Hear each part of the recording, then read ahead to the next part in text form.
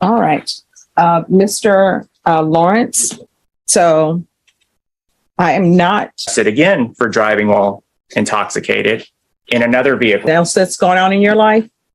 If I were to give you, just calling 2022 CR 1102, State of Texas versus James Lee Lawrence. Could I have parties announced for the record for the state, Brian Groomer for the state of Texas. for the defense? George Sharman on behalf of Mr. Lawrence. And are you Mr. Lawrence? Yes, Your Honor. All right, we are here for sentencing. You entered a plea on August 31st. You entered a plea of guilty. You applied for probation. According to the plea bargain agreement, punishment is to be assessed at a cap of 7 years. There are no applications for deferred. State opposes community supervision, and there are other cases that are being taken in consideration.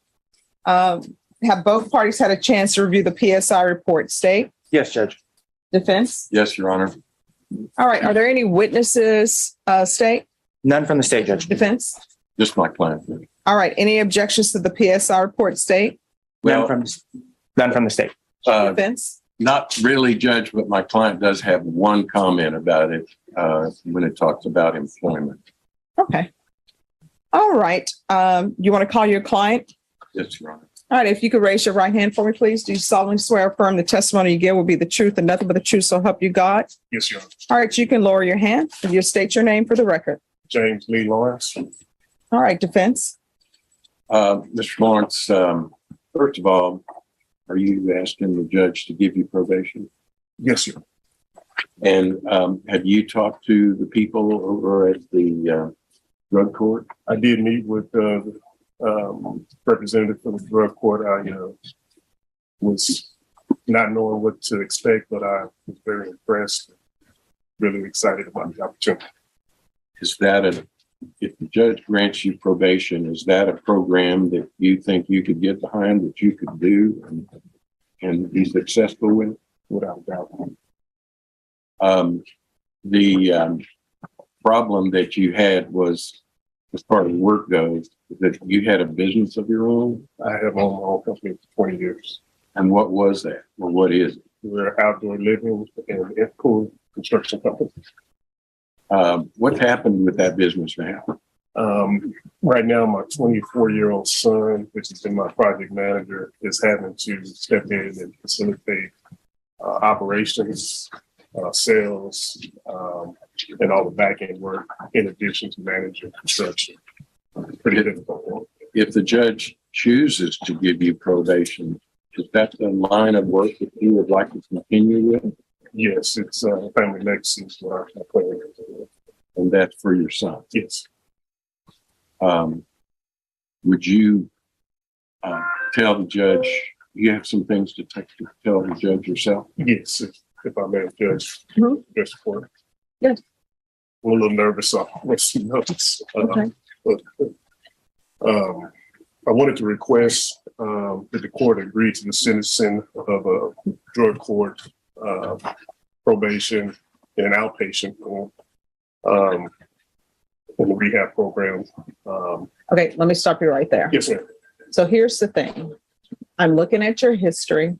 I know that the state has selected your punishment be at a cap of 7 years, and I know that the state is opposed. So I'm telling you, based upon your criminal history with alcohol and everything else that's going on in your life, if I were to give you probation, you are either going to be in felony drug court or either you're going into inpatient treatment. So there's not going to be outpatient treatment from this court. So we need to take that off the table and that request off the table because that's not going to happen. Okay. All right. Well, because just in respect to exactly what you said, my criminal history is, in my opinion, a two-phase history. If you look at my history, It's a lot of DWIs. That's why we're here. You won't stop drinking and driving. Exactly. DWIs is all that it has been, with the exception of a prostitution and driver while license suspended, I believe, like that. And I would present to you that, in those three DWIs in 1991, I was 21 years old. I had no I felt like an entitled person. I was playing football in college and didn't respect authority, and I felt entitled.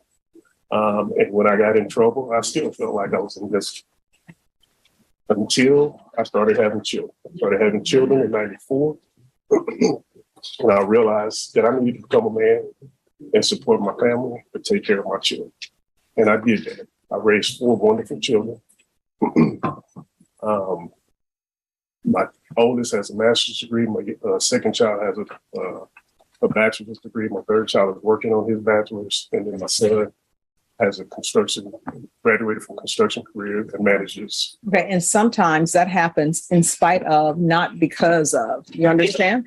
Well, my point was that I was getting to the second phase is during that 30-year time period, I never was in court at all. Never got arrested, never got DWI. As a matter of fact, I didn't drink for 15 years. I was really devoted to the church, actually. The last 5 years have been tough. That's where the change has come. How's it been tough for you? I got divorced in 2021. The divorce finalized in August of 2021. It was tough for me. We were together for 29 years, and I still have not healed from it. It's mentally, I don't know how to answer the demons that I feel. And it's not necessarily demons, but on a daily basis, I'm waking up with anxiety and just things going on in my head that I can't answer. And I've tried to figure out what I can do to release. I felt like I was in prison in my own body. And so the day of that arrest, I remember specifically waking up that morning, my phone line started ringing from my business, and I got really anxious. I called my assistant and I said, look, I can't work today. I don't. All right, this is where things get real. The defendant is shifting from excuses into emotion, divorce, anxiety, mental pressure. He's trying to humanize himself in front of the judge. But here's the problem. In court, pain doesn't erase patterns. And right now, the judge isn't just hearing a story, she's measuring risk. The real question is, does this sound like accountability or another setup for the same mistake? All right, this is where things get real. The defendant is shifting from excuses to emotion. Divorce, anxiety, mental pressure. He's trying to humanize himself in front of the judge. But here's the problem. In court, pain doesn't erase patterns. And right now, the judge isn't just hearing a story, she's measuring risk. The real question is, does this sound like accountability or another setup for the same mistake?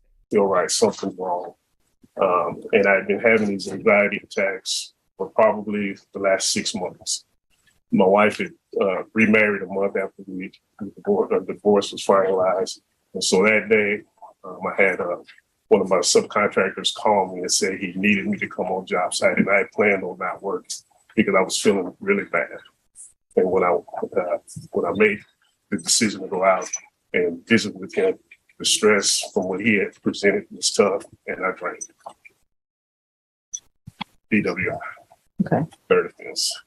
I acknowledge that I've had a problem with drinking and other addictions, and I need help. Prison is not a help for me. I will complete prison if that's what you sentence me to. But I do need some type of rehab help. And the reason I've asked for outpatient is because I really do need to help run the business. Otherwise, we won't have that to continue on. That's why I'm asking. And then lastly, to be honest with you, Judge, whatever you sentence, I'll be back here. I won't be back in an orange uniform. I'll be back as a testimony. All right. Thank you very much. State, any questions? Briefly, Judge. Mr. Lawrence, the judge does have this, but back in 2017, you were put on probation for DWI third, correct? Correct. Okay. And in 2018, you picked up a new case while on probation for DWI third or more. Is that correct? A prostitution case? It was, yes. Okay. I'm not quite sure if that was the final judgment. There was a no contest plea. All right. But you were convicted and sentenced to jail for 30 days on what I have as a prostitution case. And that was while you were on probation for DWI third or more, correct? Sure. And you finished your probation in March of 2021 on that case, correct? I finished it with flying colors, no bad tests. I completed all my classes. I paid off my fines. Never was late for reporting. Yes, I did complete. Okay. And then a month later or so, somewhere within that time frame, again around the same time frame, my issues with my ex-wife, I received another DWI. That's where you're going. I am. And with flying colors, you did pick up a new case. So you didn't pass it with flying colors. I mean, you committed new crimes while you were on for that first DWI third, right? I don't, even you have to. The restate prostitution everything. case. You have to restate everything because I'm not following. Okay. You said you passed your DWI third or more with flying colors. You picked up a new prostitution case while you were on that. Now, this is a critical turning point, and honestly, it's not looking good. He says he passed probation with flying colors, but the prosecutor just exposed a new crime during that same period. That completely destroys credibility. In courtroom strategy, consistency is everything, and once that cracks, the judge starts seeing a pattern, not progress. At this moment, probation is slipping away fast, and prison just became very real. Now, this is a critical turning point, and honestly, it's not looking good. He says he passed probation with flying colors, but the prosecutor just exposed a new crime during that same period. That completely destroys credibility. In courtroom strategy, consistency is everything, and once that cracks, the judge starts seeing a pattern, not progress. At this moment, probation is slipping away fast, and prison just became very real. Probation. So it wasn't with flying colors. You picked up a crime, correct? I did pick up a crime. Okay. And like you said, later in 2021, you picked up a new DWI third, and that's the case you're pleading to today, correct? Yes. Okay. And that's the case where here you crashed into the back of a car. You were twice the legal limit, correct? I don't know what the blood alcohol was, but I do remember what happened. I bumped the back of a car, no nicks, no scratches. The gentleman was very young. We spoke about it. All right, let's not minimize this. Right. I'm not.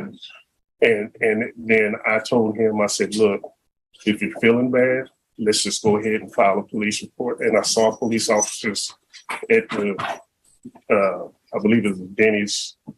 And I said, let's just drive over there. And I contacted them personally. I did. Okay, but you knew at that time, you'd already just came off probation for DWI third or more. I wasn't considering that. Okay, so you weren't I was considering. considering that young man. All right, but you were And I was drinking trying to while be driving, honest. correct? That's All the right, case so you're so it pleading has to be one at a time, okay? I just feel like he was attacked. I'm not attacking you. You're trying to tell the judge that you're a good candidate for probation. And I want to just make sure we have everything in context. So you know you're not supposed to be driving while drinking, correct? Yes. Okay. And at that time, you were arrested for this offense and you were released on bond, correct? Yes. Okay. And this could have been an opportunity for you to show the judge that you would be a good candidate That for is probation, correct? That is correct. And were your conditions while you were released on bond not to drink alcohol? Yes. And were they not to drive any vehicle that was not equipped with a alcohol monitoring device, correct? Yes. And isn't it true that on July 28th of this year, you were arrested again for driving while intoxicated in another vehicle, a BMW vehicle that we didn't know about? Yes. So is it fair to say that you didn't follow the conditions of your pretrial release, even on the case that we're pleading to right now? It's fair to say that I was driving. I haven't been convicted of that, but I was driving the vehicle and Well, it's being taken into consideration in this plea. Oh, okay. So are you admitting that you did drive intoxicated again on July 28th of 2022? Am I admitting that I drove intoxicated? Correct. I think part of this is the judge wants to see what you're accepting responsibility I for. did drink. Yes. So you would agree that that shows the judge that she gave you conditions as a matter of this bond and you did not fulfill those conditions, I correct? did not fulfill it.